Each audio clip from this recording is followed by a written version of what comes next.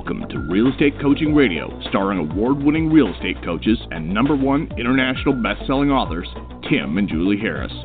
Real Estate Coaching Radio is the nation's #1 daily radio show for realtors who demand authentic, real-time coaching. Get ready for fluff-free, unfiltered, full-strength honesty about what's truly working to get you into action, helping others, and making money now in today's real estate market.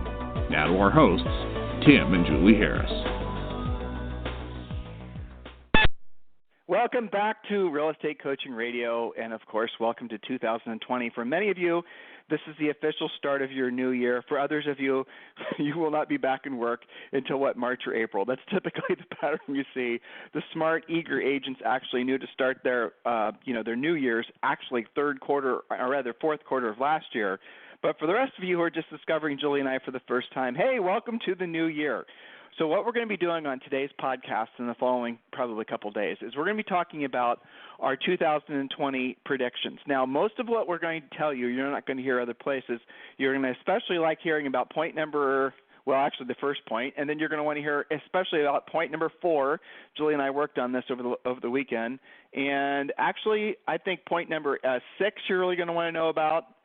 Oh, and I definitely am looking forward to sharing with you point number 10. So make sure you take a lot of great notes.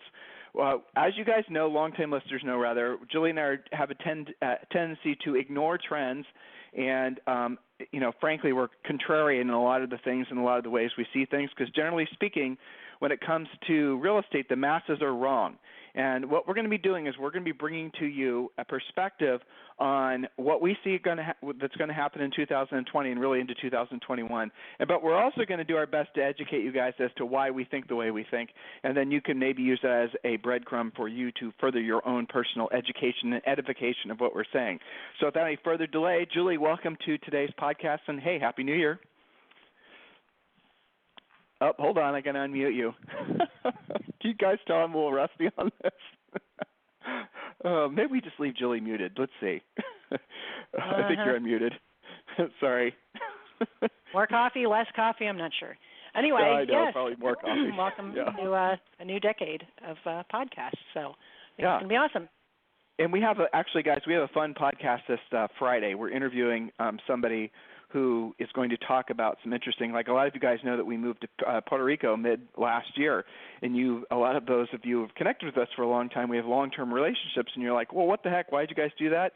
Well, we're going to be sharing with you from some of the economic reasons why we moved to Puerto Rico, and we're having an expert in on Friday. So those of you who have been asking us all those questions, make sure you tune in Friday, and we're going to be telling you about Puerto Rico Act 20, Puerto Rico Act 60, and Puerto Rico Act 22. It's not directly related to real estate, but I think you'll find it very interesting. Maybe it's a path you want to pursue yourselves.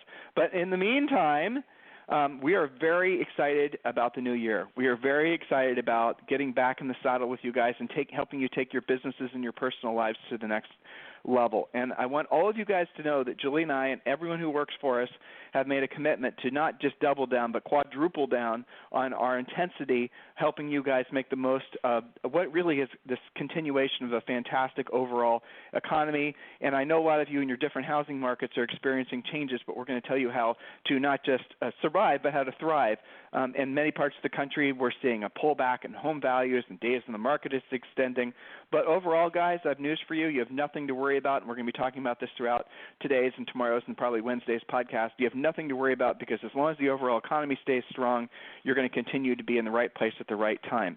Now, a couple quick shout-outs. A lot of you have been contacting Julie and I about our affiliation with eXp Realty. We don't talk a lot about it on this podcast. We occasionally expose you guys to it.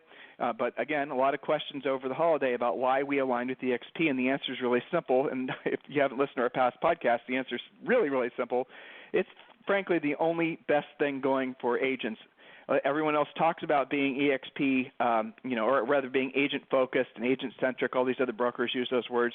But I've never seen in the 20-plus years Julie and I have been in real estate, I've never seen a company actually back it up with things that are just unbelievably beneficial to agents from a financial perspective, but also from obviously a business building perspective. A lot of you have been asking about just general questions, and so just to clear the air, here's what I want to do. Text the word or text the letters EXP to 31996. Text the letter EXP to 31996. You'll be texted back a quick 7-minute video. That's going to give you all the meat and potatoes of what really you need to know about EXP. And if you'd like to communicate with me directly, if you're ready to move forward and become an EXP agent, you want to be part of our revenue share group, please do feel free to text me directly at 512-758-0206, 512-758-0206. But if you're still in the EXP curious phase, just go ahead and text the word EXP to 31996. All right, so let's get started. Julie, I love this first prediction because so many other places and people are predicting that what we're predicting for point number one is wrong. So go ahead and read point number one, and then I'm going to jump into the weeds and tell them why this is what is going to happen and why specifically from an economic perspective. Yes. And just so everybody knows, there was a great amount of research that went into all of these points. This is not just speculating what we feel like telling you. This is all very well researched and provable. So that's why I'm so excited about all this. Number one, interest rates. In terms of 2020's economic picture, Realtor.com, for example, sees mortgage interest rates running at a continued low. How many of you guys are saying they're going to go up, they're going to go up? Nope, continued low at approximately 3.85% for 30-year fixed rate. The prediction of 3.85% is consistent also with Fannie Mae's 2020 interest rate forecast of 3.9%. Additionally, Realtor.com does not foresee a recession in 2020, but does see the economy softening a bit due to global trade issues. What's the bottom line? 3-point-something%. And I was just talking, Tim, to one of our great elite coaching clients in the Atlanta area, and we were talking about how, years ago, like if you and I think about our first house, and remember everybody was saying, well, you're never going to see an interest rate lower than 7% because back in the 70s we were paying 20-something. Well, I mean, this is like half of that, and it should stick. So 3.85, 3.9%. Back to you. So here's the other reason why interest rates are going to stay low, and we actually think, and this is our bold prediction, we actually think interest rates are going to go lower. And by lower, I mean substantially lower. So 30-year fixed-rate mortgages, Julie and I would not be surprised if you start seeing them start in the 2% range. There's no reason to believe they're going to go up. Here's the real bottom line, simple to understand reason why they're going to go lower. Is because the Fed has said that they're going to lower interest rates, and they're going to do pretty much anything possible to head off of a recession. Now that you see what's happening, the political instability that's happening again in the Middle East with Iran, you're going to see more reasons that the Fed's going to start getting worried about a recession or some sort of economic slowdown, and you're then going to see them start talking about lowering rates again. So that's it. There's no talk whatsoever from any of the political leaders that pull all the, mannequin strings to make all the big decisions about our economy. There's none of them are suggesting rates are going to go higher. So there's a really positive reason to be optimistic and excited about the new year. Trust me, guys, you do not want to be selling. Look, if you have to overcome a payment anxiety because people are fearful of rates going up, and if that starts creeping into the housing market, a lot of you who've been selling real estate for a while, you know what effect that has. That causes buyers to absolutely get cold feet. But when rates are getting lower, what's going to happen is you're going to have a lot of people enter the housing market because they want to take advantage of the lower rates.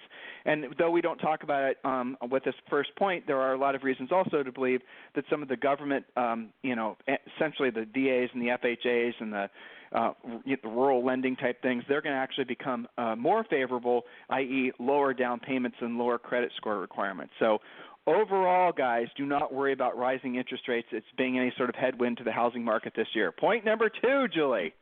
Yes, indeed. Point number two, inventory. That's always been the hot button past several years. George Ratu, senior economist with Realtor.com, said, quote, 2020 will prove to be the most challenging year for buyers, not because of what they can afford, but rather because of what they can find, or I would say what they can't find. You must become more creative, more aggressive, less dependent on the MLS to find properties. Heavier networking with your centers of influence, knowledge of new construction, and most importantly, being the listing agent. The listing agent always wins. Back to you. Long-time listeners know Julie has a perpetual cold that she gets from our daughter, so it's back. She was healthy for 7 days. Thank you, holiday camp. That's right, exactly. So, there it is, too. And so the next point, I'll read this one, Julie, so you don't have to muddle through. Thank you. Point number 3, because point number 2 kind of spoke for itself. Point number 3, new construction. Realtor.com's forecast for 2020 does see an uptick in new construction of plus 6%. However, such new construction will not provide much relief for first-time buyers or people looking for lower price ranges. The cost of construction and land acquisition has forced builders to build mainly in the higher price ranges. In other words, guys, they have to build more expensive stuff. Let's say you're a builder and you're making a 10% margin. Do you want to go build a house for $200,000 to make $20,000, or do you want to go build a house for, say, $800,000 and make 10% of that? Obviously, you're going to go for the more expensive house. The other thing that, though this point doesn't knock it out, but it's interesting to know this, is the actual cost of construction material, the raw materials, wood, just the real basic stuff, concrete, wood, metal, windows, countertops, all that stuff is going up in some cases by double digits. So that, of course, gets passed on to the cost of new construction. New construction will obviously be the real knockout punch to most markets because most buyers, just in case you're new in real estate, I'm saying something that maybe you haven't discovered yet, most, like 9 times out of 10, buyers are going to choose a new home over a used home. So make sure you are very well aware of all the new construction opportunities in your marketplace. We talk about that endlessly in our coaching program, different ways to identify what's going on in the market. If you guys want to learn more about our coaching program, just text the word Harris, Harris, to 31996. Text the word Harris, Harris, to 31996. Did I say it right? 319. Did I get it right, Julie? Yes, Julie, 31996. Right. Okay, so land acquisition has forced buyers to build mainly in the higher price ranges. This isn't true everywhere. However, there are still builders who are creating subdivisions and moderate price ranges. Know what's happening locally. It's all the stuff I just said.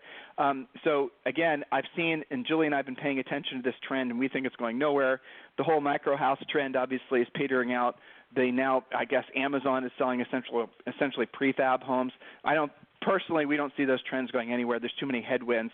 The biggest one being, guess what? They're expensive. When you buy a house that's essentially a kit for $100,000, that you're not done. You still got to, buy the land, the utilities, the driveway, the easements. If you're building in some kind of area that has building codes, which is, zoning, all that. Look, that's not going to go anywhere. I know, again, that's something that you guys, some of you were really focused on. I read on our private Facebook page for our members, some of you talking about how there could be hypothetical subdivisions of these micro houses. It's never going to work.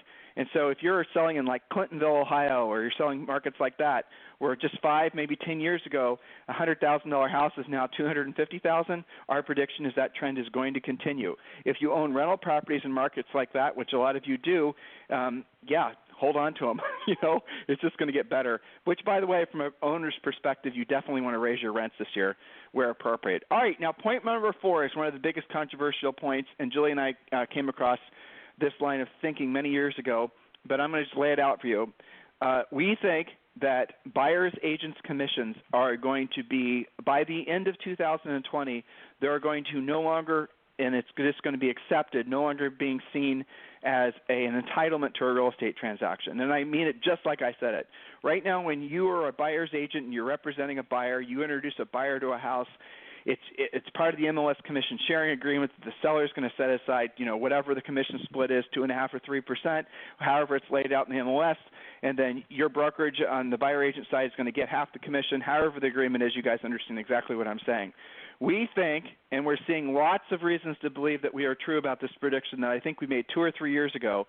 We think that the next line of attack that you're going to see from the iBuyers, or you're going to see from all these other types of companies that are just trying to mix things up and increase their own bottom line, the iBuyer companies obviously are operating usually at a loss, so what they're trying to do is they're going to try to shore up their losses. That's what they're going to go after. The reason that you need to pay attention to this is that could be a start of a trend, because let's just say a normal non-iBuyer, like just say Bob and Josephine down the street, they end up listing their house with you. Somebody else essentially goes and buys a house from an iBuyer, has to, the whole buyer agent commission being something of a point of contention, they're then going to bring that to their traditional real estate listing and ask their listing agent, yes, I'll pay the 6 or the 5, whatever the commission is, but let me ask you, why is it that we're automatically paying this buyer's agent commission I understand with XYZ company that's not the way it works. Those types of conversations are what you're going to have to start paying attention to in your local markets. I know in California and Florida these types of things are already happening. So what does this mean to you? What's the practical, tactical way of thinking about what I'm telling you?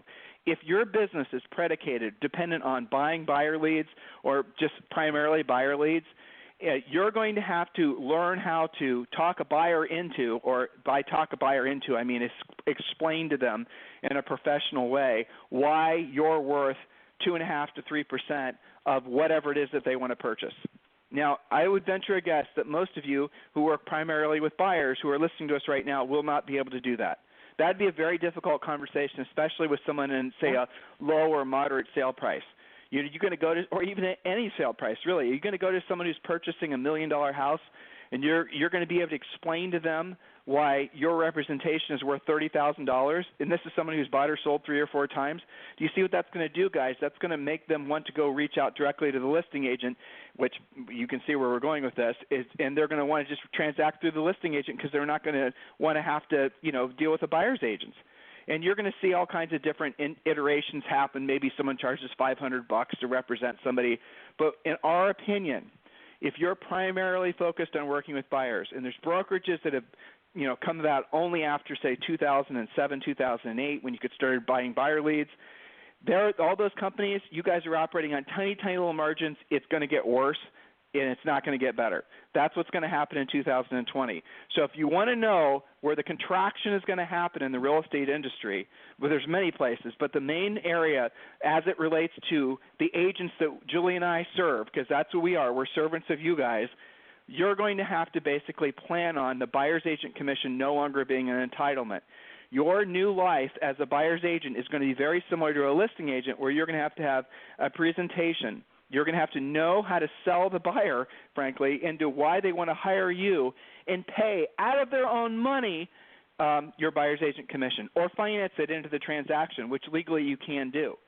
It kind of screws up a lot of the ways that you guys think about real estate. And just so you know, because a lot of you don't know, United States and Canada are unique in that they're the only countries that offer that buyer's agent commission entitlement. If you're purchasing real estate anywhere in Europe or just everywhere else in the world, there is no buyer's agent commission. You can have a buyer's agent represent you, but you're going to pay it yourself. There's no entitlement of an automatic half the listing agent's commission going to the buyer's agent. It doesn't work that way. It's a blessing of our industry. It's been in place for a long damn time. But if you look at the way that these tech companies are trying to basically make margin, they're going to start going after the buyer's agent commission. It only makes sense. So you're listening to us tell you this now. If you're a long-time podcast listener, if you purchased our book, Harris Rules, on Amazon or Barnes & Noble, we've been telling you this forever, and you know what we're also going to tell you, which is you need to focus all your best interests. Well, interest is good. You need to focus all your best energies on becoming a listing agent. Julie, you want to tag on anything like that onto that? Well, I mean, as I always say, listing agents always win.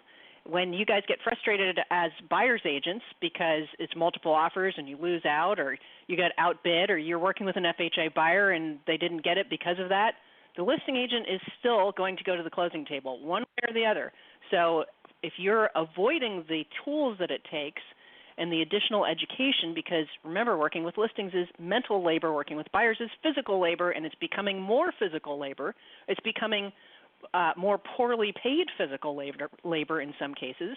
You've got to, one of our points later on is you have to have your stuff together. You've got to be the listing agent. So we'll talk about that in later points. But, this is a great time of year to come to terms with that and decide that this is going to be your year as a listing agent. I had a call with one of our elite clients earlier today, and she had a ton of experience with buyers, been working together for I think it's been about 7 months now, and we were doing a year-end review. And one of her comments was how much more confident she feels working with listings versus before, because she just has added to her toolbox. It's not something that's so hard to do you can't do it, but you do have to do it on purpose. So that's since you asked, that's my thought on that. You know what? That was a very good point. And here's the other thing you guys got to remember. You do not have to wait to become a listing agent.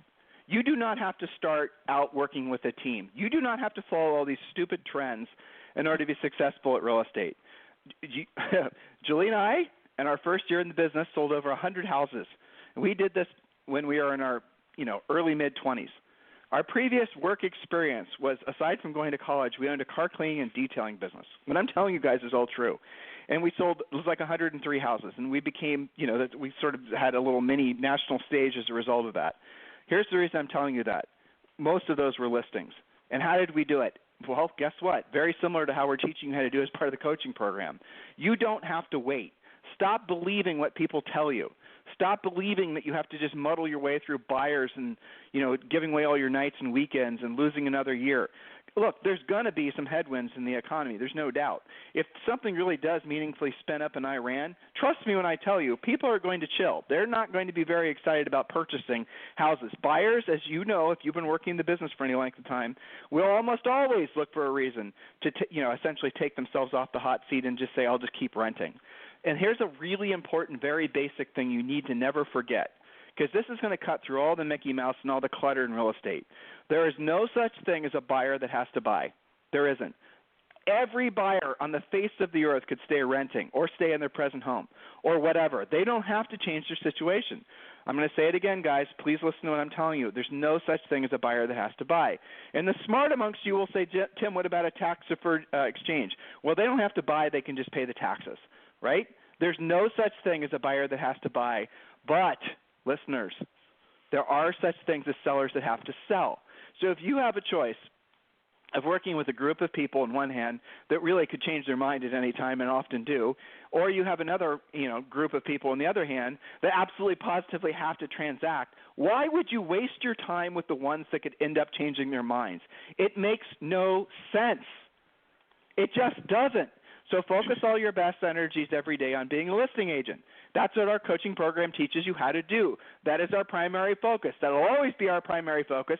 We'll never follow the trends. We'll never talk to you about money-wasting and time-depleting ideas. We'll never talk to you about easy-button ideas. We're going to tell you the truth. That's the reason you guys listen to us and read our books and are our coaching members, because we're telling you what you don't want to hear when you don't want to hear it, and we're doing our best to do it at the highest level so that you will then live a lifestyle of doing what you don't want to do when you don't want to do it at the highest level, because, guys, on the other side of that is financial freedom. So please remember what I told you. Don't believe anybody that tells you anything that's going to limit your potential to be successful in life, because generally speaking, they're just ignorant in a variety of different ways. Become a listing agent the second the ink dries on your license. And never move away from being primarily a listing agent. Every one of you listening, please never forget I told you that. Next point, Julie?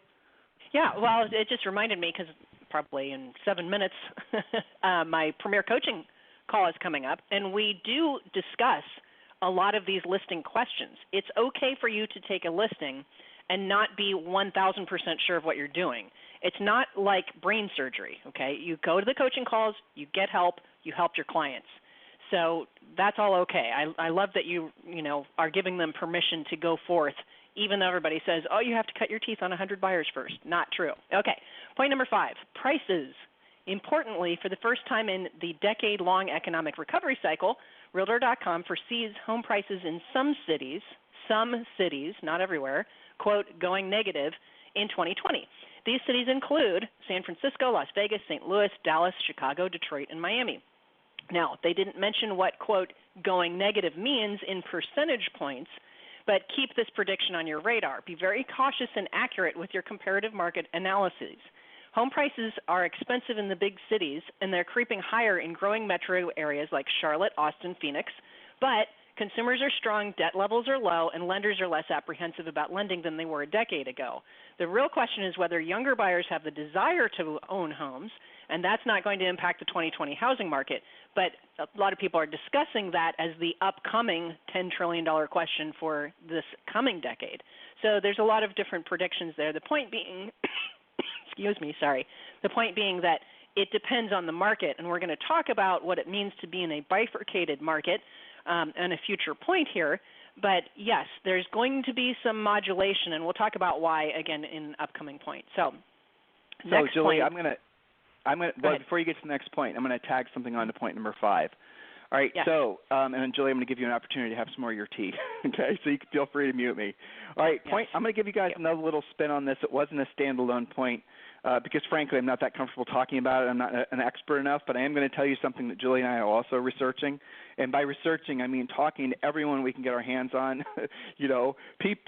So where we work out every morning at the gym, there's these guys that own hedge funds, and there's several who are very famous, and Julie and I are doing our best to befriend them. One in particular, a guy named Peter Schiff, is probably one of the smartest guys I've ever met in my life. And he has his own podcast, by the way, and he's been talking a lot on his podcast about inflation. And so I've been consuming everything he's been saying so I can really learn, because a lot of the things that I thought I knew, I did know, I understood from my college classes and books I've read, but I did not understand to the extent that I'm learning from just essentially updating my education, which hopefully you guys are all doing now listening to us. So here's the thing I want you to listen to. Inflation most likely is going to come back in a noticeable way in 2020, if not 2020, 2021. So here's an interesting little paradigm shift, and this applies to a lot of the things that Julie and I have been coaching for the last 23 years. In a economy where there's inflation, that means asset values will increase in cost, where you could argue value as well, but let's just say cost. And if we're in a situation, which it does appear we may be entering into, where the asset values increase and the interest rates decrease, you guys should all be locking in long-term debt on mortgages. I know that sounds crazy and counterintuitive, especially considering how Julie and I have been preaching, pay off all your debt. But if you're in a situation, here's the simple math, okay? If you're in a situation where you can lock in a mortgage, even at today's rates at 3.85%, but let's say you could lock it in even lower, which, again, we believe rates are going to go lower. If you can lock in a long-term 30-year fixed-rate mortgage at, say, 3%, and the inflation rate is at 5 or 6%, which it hasn't been that high for a long, long damn time, but, again, some of these big heads that Julie and I are blessed to have in our lives are telling us that's the direction they're going. These guys are placing their hedge fund bets, and essentially what they're buying is buying on the anticipation that there's going to be inflation entering back into the economy in a meaningful way in the next 24 months. That means what happens is your asset, your house, for example, will increase with inflation. So your house will go up by a minimum of 5 or 6%, and some of you guys have been enjoying that through appreciation in some of these hot markets. And if your interest rate is, half that or less than half that, you're basically living for free. I know you still have to make the payment, you still have to have the cash flow, but the house is increasing in value at a greater rate than the interest you're paying on the loan. And that's not something that happens very often.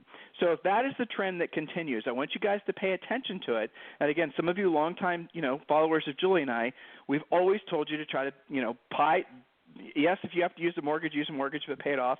We are probably going to be changing our advice on that. I can pretty much guarantee we will, based on what we see happening in the economic tea leaves going forward. So just keep those things in mind. If you have an opportunity, read some books about this. Go ahead and start, I told you Peter Schiff, listen to his podcast. Start educating yourself on this. This gets you, I know some of this stuff is kind of dry. I can just visualize myself being in front of a group of you talking about inflation right now and how the slobber's rolling out of the corner of your mouth. But it is relevant because if you own an asset right now, a house, and you're thinking about paying it off, well, maybe you don't. Or if you're thinking about buying a house, maybe you buy it faster. Or if you're thinking about buying a house, you're trying to choose between house A and house B, and house B is maybe marginally more expensive, maybe you lock in that low rate in anticipation of inflation. Again, the big heads that we are blessed to have in our lives are telling us that that's what they're predicting. I'm not as smart as those guys. I'm working on being, but I'm not yet. Just pay attention to it. It's very important. So we're going to go on to point number 6 tomorrow. It's talking about a recession. And here's an interesting little thing that I think is fascinating. And Julie's on Premier Coaching. Those of you guys who are in Premier Coaching, make sure you attend the semi-private coaching call live every single day. If you want to learn more about our coaching program, text the word Harris, Harris, to 31996. So for a long time, the belief is that the economy can only expand for some reason. There was seemingly this pattern was 7, maybe 8, maybe 9 years, and then there has to be a recession. There is this implied cycle that everyone believed had to be in place. It was like immutable law of nature. What goes up has to come down, that kind of thing. And a lot of people have been operating under the belief of these boom and bust cycles, but it seems that the economy now is on a different trajectory. Again, don't understand why, but know that it is. I mean, that's all you have to really – that's the approach that generally speaking you all should consider taking with your lives. You don't have to fully understand something. Just understand the mechanics of what it is that you're trying to do, for example, becoming a listing agent, and then just go in the direction of becoming a listing agent and backfill what you don't know along the way. Ask for help, join our coaching program, those types of things.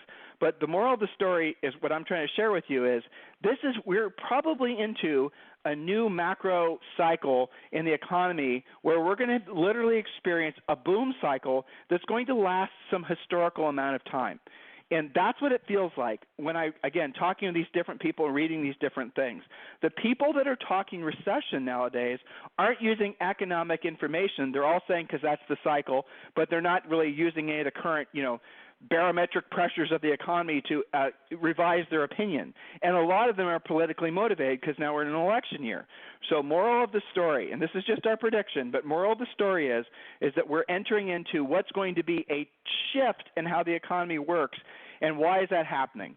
Because there are so many different macro trends that are happening within just the United States as far as the demographics, as far as, the natural – in real estate, let's just focus on that. You have all the things that everyone likes to talk about, right? You have the baby boomers downsizing. You have the Gen X people moving up to their ultimate houses. You have the millennials, and now you have Generation Z. You have but all that stuff matters. That everybody – remember, guys, this is kind of a funny fact. Everybody needs a house. Everybody needs a place to live in. And so just look at the sheer fact that how many more humans there are in the United States and how many more humans are coming to the United States because of what's happening globally. That's going to do nothing but good things for demand, especially in real estate. And if we're in this cycle where you're going to see a decreasing in interest rates, guys, come on now, make the most of it.